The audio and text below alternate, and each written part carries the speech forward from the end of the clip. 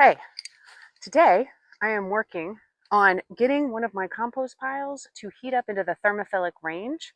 I originally built the pile, let it sit for 72 hours, but unfortunately it never got into that thermophilic range. So I decided to troubleshoot it, and what I decided was it was a lack of nitrogen inputs or green material when we're talking composting. So I'm going to flip the pile from the middle bay into bay one. And as I do it, I am going to be adding a ton more nitrogen inputs. Today, I'm going to be using 3 different sources of nitrogen. I have been collecting all of the green material that I'm pulling out of the fall and winter garden as I'm transitioning to summer. I also have a bag of used coffee grounds I got at my local coffee shop, and I'll be adding some Bokashi ferment buckets, and I'll talk more about that later. Let's talk a little bit about this setup. I have linked in the caption the video where we built this compost bay system. If you're interested, it includes materials and cut list. I chose a 3-bay system so that I can always have 2 piles and 1 empty bay. And what that allows me to do is it allows me to have either 2 active piles that I can flip whenever I need to add more water, add more air, add more nitrogen. Or it allows me to have 1 active pile that I can flip in and out of an open bay while another pile sits and rests and cures and becomes ready to be used in the garden. When we're talking about composting, compost is never finished. You'll hear that term, and what that just means is ready to use in your garden. It's never finished because it's in a constant state of decomposition. I also have my hose hooked up, and I run it continuously while I create a new pile or flip a pile, because you would be surprised how much moisture your compost pile needs. The microbes in your pile that are trying to heat it up do the activities to cause the pile to heat up, like reproduce and eat. They need water just like you and I do. And I know that my piles almost always need water. You can tell how much water a pile has in it by taking a handful of the pile, squeezing as hard as you can. 1 to 2 drops, perfect. You don't get any water, your pile needs water, and you get a lot more than 1 to 2 drops, and you probably should flip your pile so that you can add air and maybe add more carbon material, brown, like cardboard, shredded leaves, or wood chips. I chose to build my compost bins 4 feet by 4 feet by 4 feet. And the reason for that is the smallest pile that will likely heat up into the thermophilic range is a 3 foot by 3 foot by 3 foot pile. 3 feet wide, 3 feet tall, 3 feet deep. So why am I even trying to get my compost into the thermophilic range? There's 3 reasons. The first is when your compost is cooking or a hot compost, man, if I use air quotes one more time, when you're hot composting, you'll have compost that is ready sooner than if you're doing a passive pile where you're not actively trying to heat it up. So if your pile is in the thermophilic range, you will be in the temperature range that can kill weed seeds and pathogens. I personally love using compost all over my yard and in my garden, so having compost ready at all times is ideal, and that is why I like to have mine done sooner rather than later.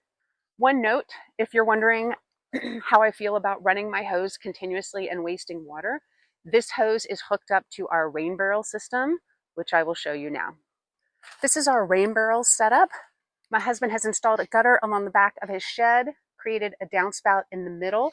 The gutters are angled so that the water will flow towards the middle. It has a leaf catcher and a first flush and comes into these 2 550-gallon tanks. These tanks are connected to a pump that we keep, a motorized pump that we plug in, that we keep in this irrigation box to keep it out of the weather. And then a hose runs all the way up along the fence to my hose in the garden, so I'm able to use it.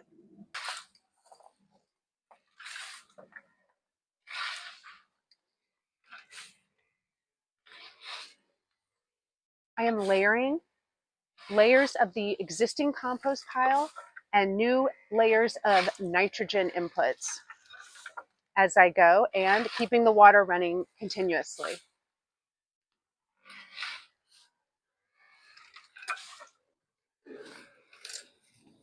Here are some used coffee grounds.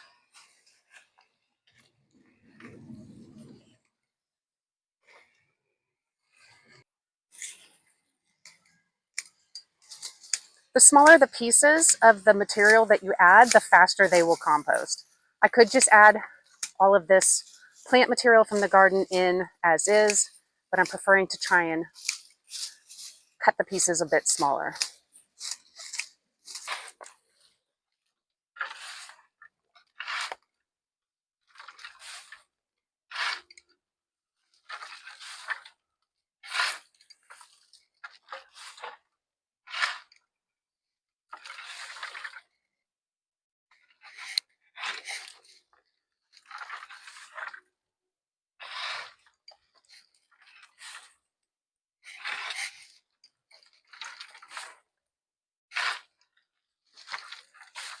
Let's talk about Bokashi fermentation. You'll also hear it called Bokashi composting. I like to call it Bokashi fermentation because when you hear the word compost, you think a ready usable product at the end of the composting period, and that is not the case with Bokashi. It is actually a pre-composting input, meaning once it is finished fermenting, it will still need to go through an aerobic decomposition composting process. So I use my Bokashi ferments to add to my hot compost piles, and they do a great job of helping the pile heat up quickly into that thermophilic range. What is Bokashi ferment? Bokashi ferment is a way to turn your house into a zero food waste household, because with the Bokashi fermentation process, you can safely and confidently compost things that you might not feel comfortable adding to a compost pile, like meat, dairy, bones, cooked foods, oily foods, a ton of citrus, all of those things. Once they go through the fermentation process, then they can go in your compost pile and you can feel really good about it. Bokashi fermentation is relatively easy. I keep a small kitchen compost container on my counter. My family puts our kitchen scraps into that container, and then it gets emptied into this bucket, this 5-gallon bucket that I keep in my garage. I have 4 buckets so that I can always have one that I can add to while they sit and ferment. Typically, fermentation takes 2 to 3 weeks. You do need an airtight lid because it is, food waste, so it can be smelly. And these airtight lids they are fantastic. They are 2 pieces. One piece gets attached to your 5-gallon bucket that you can find at any big box store. The other piece has threads on it and then a gasket so that once it's screwed on, no odors can get out. You also need Bokashi bran. It is a microbe-inoculated bran. It can be made from rice hulls or spent beer grains. And every time you add a 2 to 3 inch layer of your kitchen scraps, your food scraps, you sprinkle it with a tablespoon or so of that Bokashi bran. And once it's filled all the way to the top, you put the lid on with a final sprinkle on top and you let it sit for 2 to 3 weeks. You know it's done when you open it up, and it's going to smell very strong, but it's going to smell like something that's been pickled. It's going to smell like pickles or kimchi. It's going to have, or sauerkraut. It's going to have that very strong fermentation pickle smell. Another thing that you will see with Bokashi is this white fluffy mold on the top. This is anaerobic mold. This is good mold. Other molds like green, black, and pink, those are aerobic molds. That's not what we're going for here. But this white fluffy mold is a good sign. And I can put my face right in here. I mean, it is not the most pleasant smell in the world, but it doesn't smell like rotted food. It smells like something that is pickled, like a strong vinegar smell. One of the great things about the way we built this compost system is that we can remove the interior slats to make it easier to flip the pile. And I'm going to do that right now just so that I can more easily add the Bokashi ferment, because it is a little bit messy and I would rather not smell like vinegar for the rest of the night.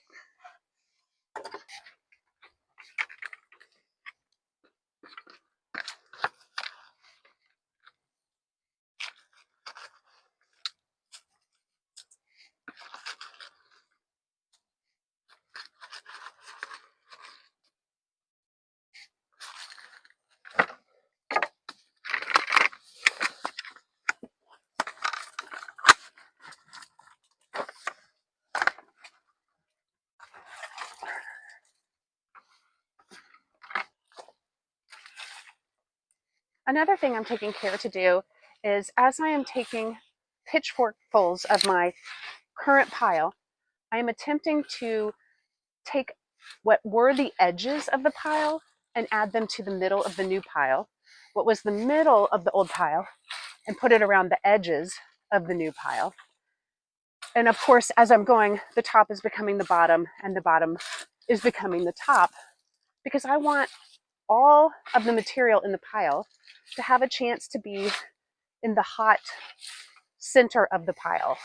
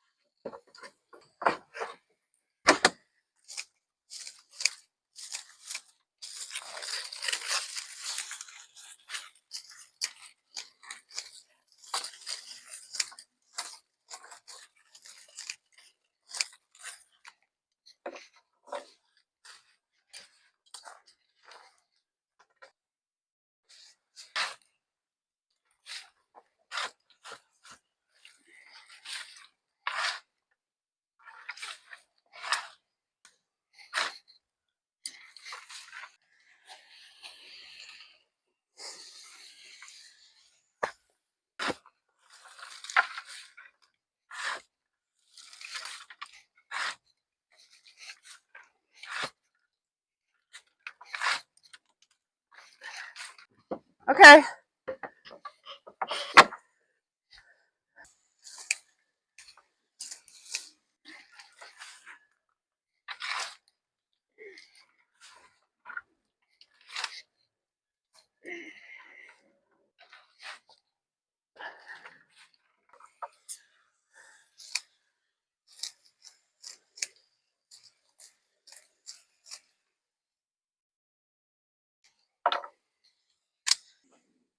And sometimes as you get towards the end, you lose steam and you just start adding the stuff that's big.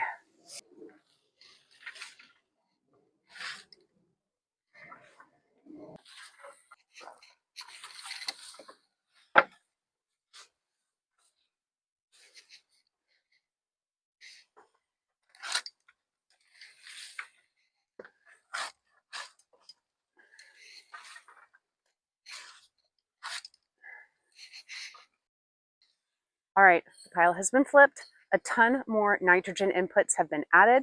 A lot of water has been added. Air has been added in the process of flipping the pile. And now we're going to put the thermometer in and wait 72 hours. In 72 hours, we should see it. We should see the temperature move from the ambient air temperature into the steady, active, and finally into the hot range. And the hot range, that is what we're aiming for. That is our thermophilic range. That is going to kill weed seeds, pathogens, and just really help this pile be ready to use in my garden a lot quicker. Here's some compost that is ready to go in my garden. I recently sifted it and have it just waiting and ready to use. Until I'm ready to use this compost, I'm going to keep it in the shade out of the sun, and I'm going to water it every so often.